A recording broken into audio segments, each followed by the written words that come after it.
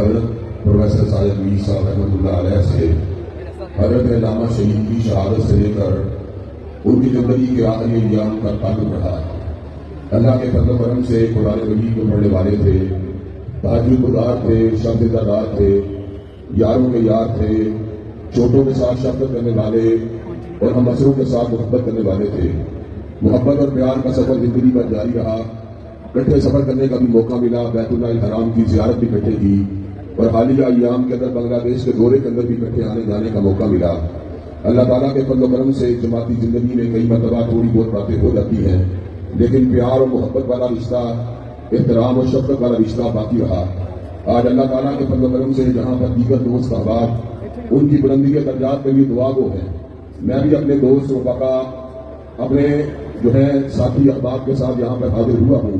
اور دل کی گہرائیوں سے اللہ کی بارگاہ میں دعا گو بھی ہوں کہ اللہ تبارک و تعالیٰ ان کی حسنات کو قبول و منظور فرمائے، ان کے درجات کو بلند فرمائے۔